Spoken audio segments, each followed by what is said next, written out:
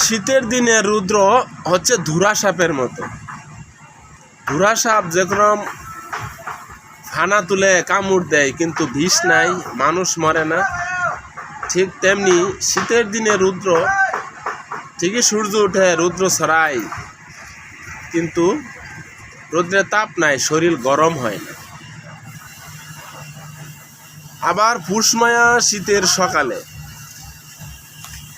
যখন খেজুরের রস দিয়া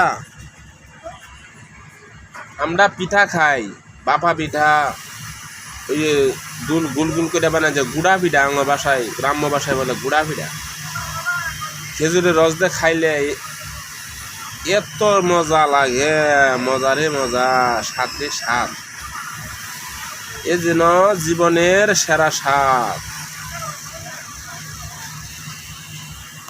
মা যখন গুড়া পিঠা বানাইয়া, সারা রাত্র গুড়া পিঠা বানাইয়া, ওই সকালে যখন মা ডাকতো খাবার জন্য, ডাক দিত, আতারে আয় পিঠা খাবি, একটা পিঠা খা।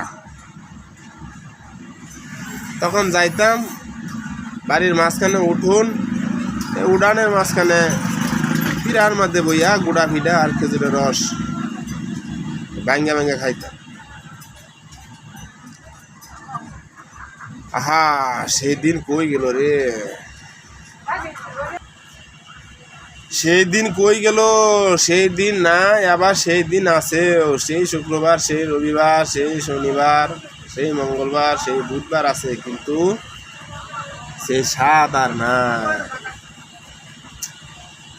মা পাশের বাড়িতে যাইরা ডেগির মধ্যে আওলা চাল দিয়া গুঁড়া কইরা, সারা কষ্ট করিয়া গুঁড়া কইরা পানি গরম করে এনে কাই বানাইয়া, তারপরে দুই হাতে গুলগুলু গুলগুলু করে পিঠা বানাইতো। সেই পিঠা যখন শীতের সকালে বৈশাখ খেজুরের রস দিয়া পিঠা ভাঙ্গা গুড়গুড় গুড়গুড় করে ভাঙ্গা খাইতাম, আহারে সেই দিন নাই।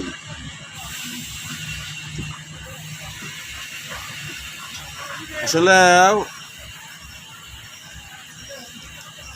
মাই জান্নাত, মাই জান্নাত। মা যে খাবারে ছুঁয়া দেয় ওই খাবার হয়ে যায় জান্নাতি খাবার। যার মা আছে তার ঘরে একটা জান্নাত আছে, কোয়া চলে। মা যদি ডাক দেয় দেরি করো না, যাও, মনে করবা তোমার জান্নাত তোমার ডাকতেছে। আমি দোয়া করি সবার মা সুস্থ থাক, তোমরা দোয়া করো যাতে আমার আম্মা সুস্থ থাক।